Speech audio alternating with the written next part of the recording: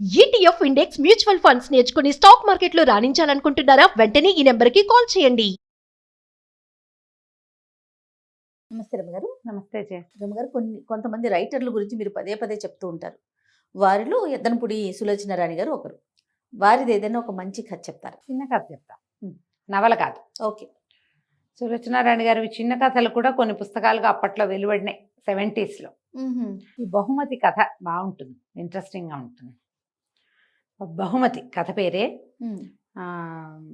రావు గారు. ఆయన ఇండియాలో ఉంటారు, మనం భారతదేశంలో ఉంటే ఆయనకి అమెరికా నుంచి ఒక ఉత్తరం వస్తుంది. హేస్టన్ అని ఆయన ఫ్రెండ్. ఈయన అమెరికాలో ఉన్నప్పుడు వాళ్ళిద్దరూ అమెరికన్ అతనితో చాలా ప్రాణంగా ఉన్నారు. చాలా సందర్భాల్లో హేస్టన్ చాలా సహాయం చేశాడు. వాళ్ళిద్దరూ ఒక్క ప్రాణంగా ఉన్నారు. హేస్టన్ నుంచి ఈయనకు ఉత్తరం వస్తుంది రావు గారికి. నేను వస్తున్నాను, చాలా కాలం అయిపోయింది, నిన్ను చూసి ఎన్ని రోజులు అయింది, ఇండియాలో కొద్ది రోజులు ఉంటాను, మనం తప్పకుండా కలుసుకోవాలి, రాగానే కలుసుకుందాము అని ఉత్తరం రాశాడు.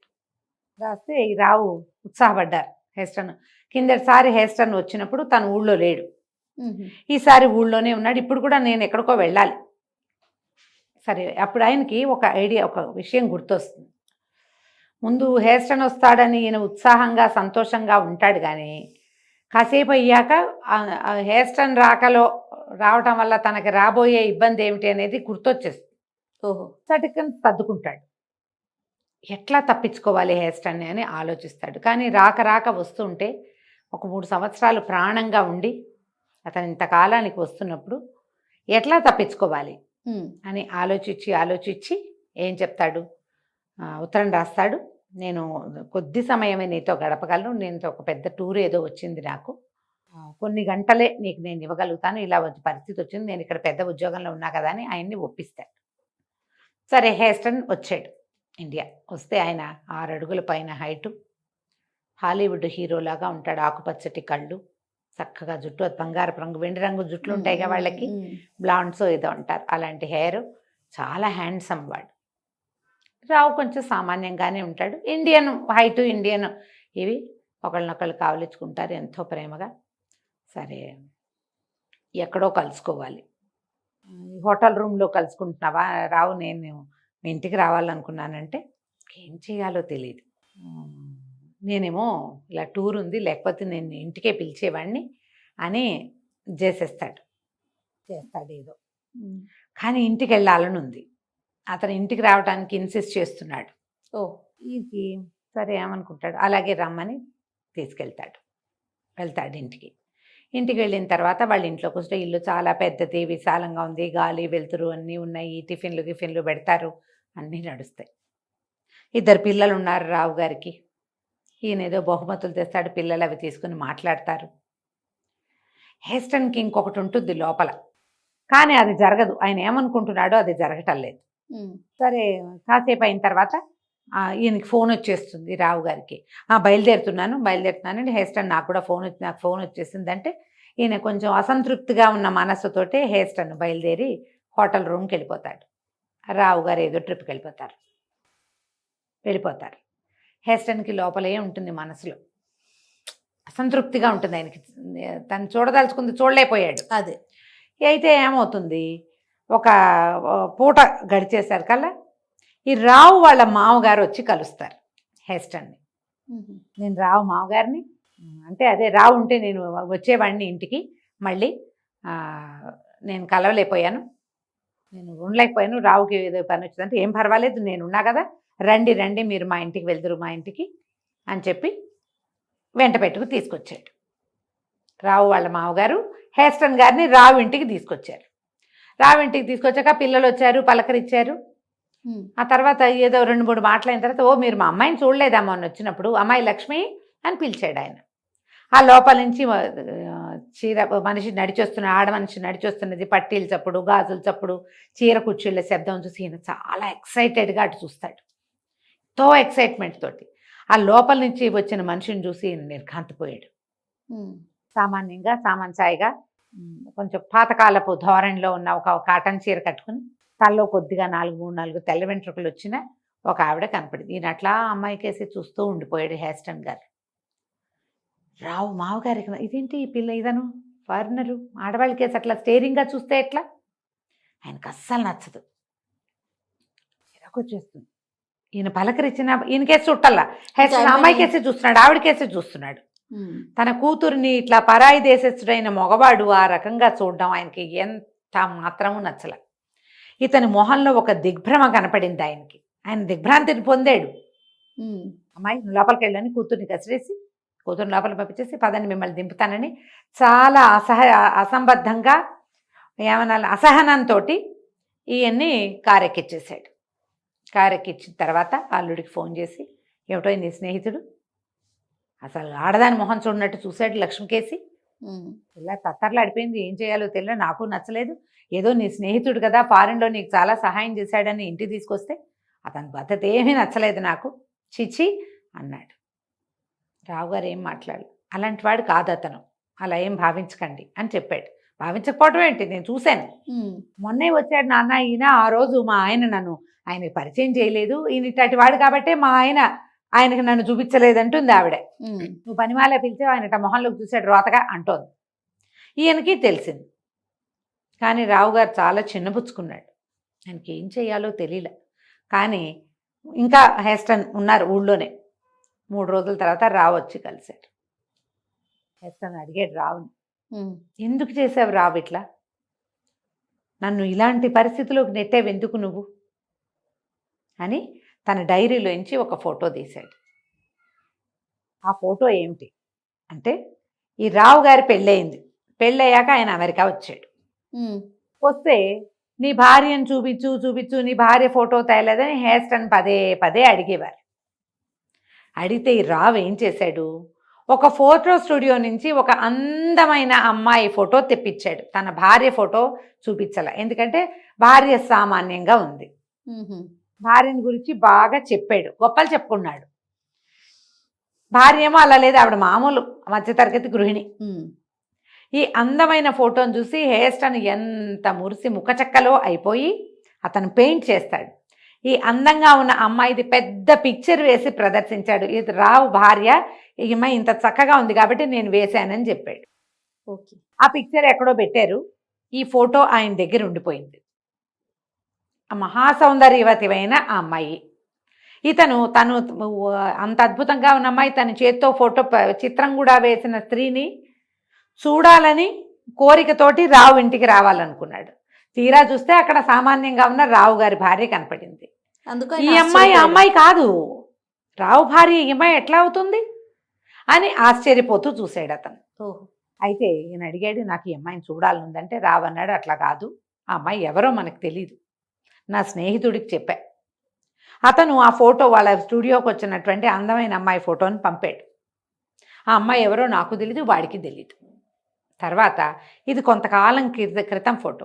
ఇండియాలో ఆడవాళ్ళు ఏమిటంటే ఇవాళ అమ్మాయిలా ఉంటారు, పెళ్ళి ఒక 4 ఏళ్ళు అయిందంటే లావైపోయి తలకాయ వెంట్రుకలు నిలిచిపోయి మెయింటెనెన్స్ ఉండదు ఫారిన్ కంట్రీలో లాగా.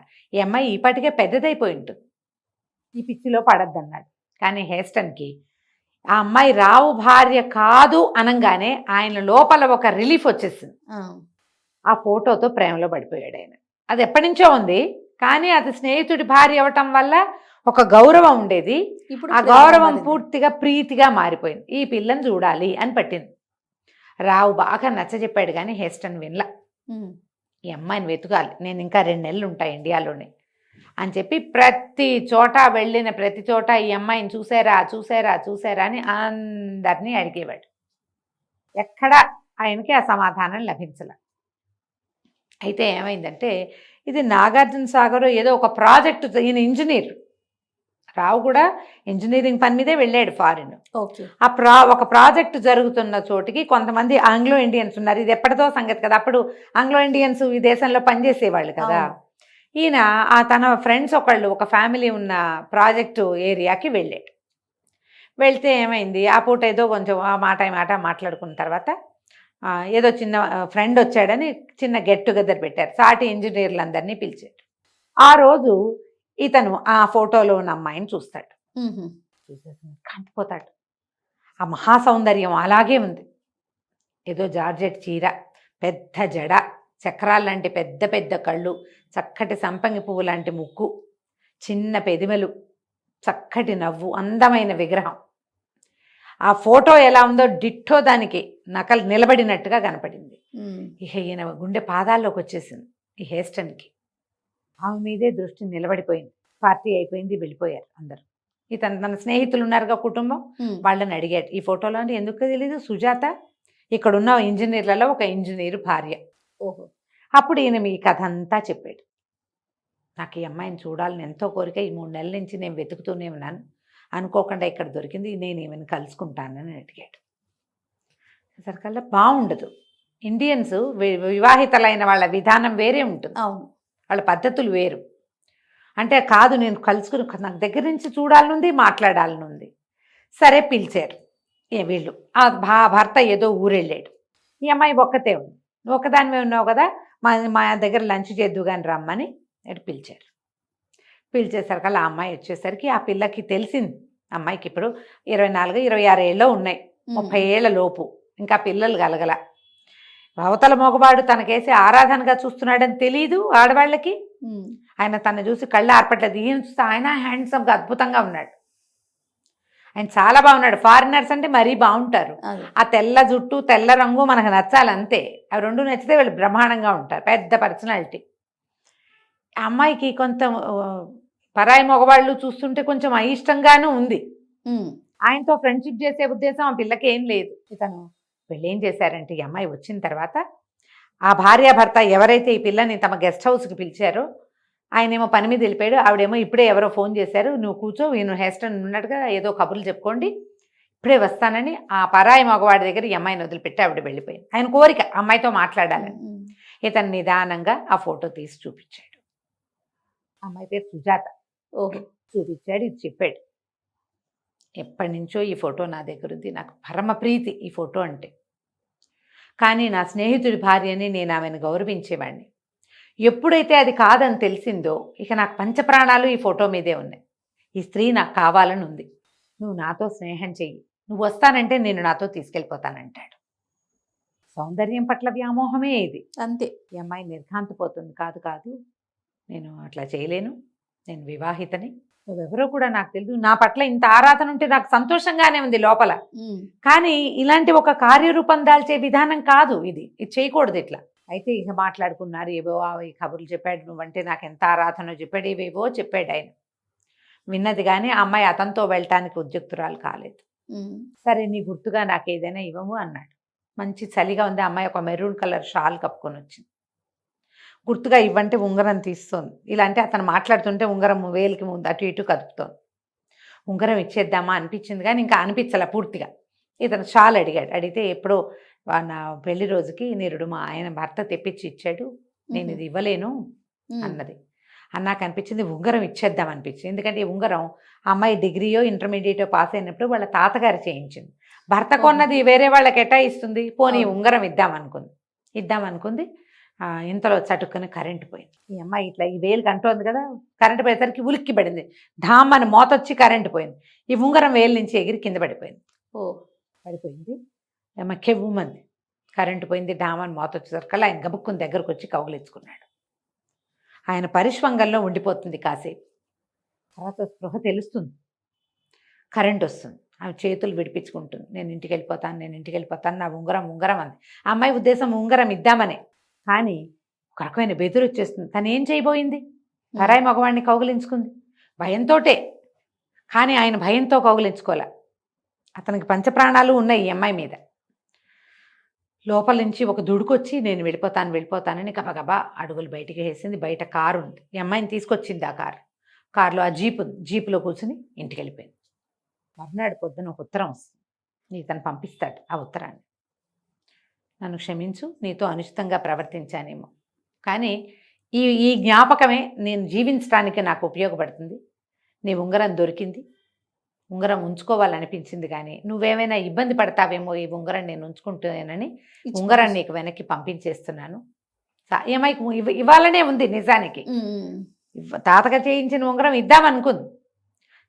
తెల్లవార్లు నిద్ర పట్టదు. ఎవరైనా ఇంత ఇదిగా ప్రేమించచ్చా? ఆ వ్యక్తి కోసం వెతకడం, ఒక ఫోటో చూసి ఆ తీవ్రమైన ఆ ఆరాధనని దానిని ఒక తట్టుకోలేనట్టుగా అవుతుంది. కానీ ముందు వెనకగా ఉంది. ఉమ్. ఈ ఉంగరం చూసింది దిగులుగానే ఉంది, ఉంగరం పెట్టుకుంది, అట్లా ఉన్నది. కొంచెం జ్వరం వచ్చేసింది, టెన్షను, ఆ ప్రెషర్కి. అయితే ఆ రోజు సాయంకాలం మర్నాడు అతను వెళ్ళిపోతున్నాడు, ఇవాళే ఫ్లైట్. మర్నాడు ఆ అమ్మాయి జ్వరంతో అట కూర్చుని రేడియోలో వార్తలు వింటుంటే రేడియోలో వార్తలు చెప్తారు, అమెరికా వెళ్తున్నటువంటి విమానం కూలిపోయిందని. ఆ విమానంలో భారతదేశంలో ఈ ప్రాజెక్టులన్నింటినీ చూసి రిపోర్టు రాయడానికి వచ్చిన శ్రీ హేస్టన్ గారు కూడా మరణించారు. పిచ్చికేక పెడుతుంది. ఇక మతిస్థిమితం కోల్పోతుంది. అయ్యో. అంత తనని ఆరాధించి ముందు రోజు మాట్లాడిన వాడు మర్నాడు లేడనే ఆ దాన్ని అమ్మాయి మనసు తట్టుకోలేకపోతుంది అనమాట. ఉమ్.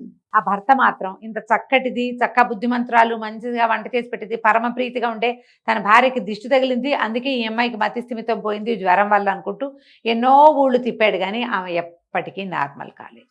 కథకంచికి మనం ఇంటికి మరి ఉంది రమ్మగారు. డిఫరెంట్ స్టోరీ కదా. అవును అవును. ఈ మనుషుల్ని ప్రేమించటము, ఇలా ఏదైనా చూసి తీవ్రమైనది ఆ, అసలు ఉండదు జయ, తక్కువ, కదా రమ్మగారు. చాలా రియల్ లైఫ్ లో తక్కువ. చూడలేకపోతాం రియల్ కదా. లైఫ్ లో చూడలేం. ఆ రియల్ లైఫ్ లో చూసిన వాళ్ళు దేవదాసు లాంటి ప్రత్యేకమైన గాథలు అంతే కనపడతాయి కదా. అంతే అంతే. ఈ కథ బాగుంటుంది, చదవడానికి కూడా బాగుంటుంది. మీకు ఎక్కడైనా దొరికితే చదవండి. తప్పకుండా. నమస్తే. నమస్తే జయ.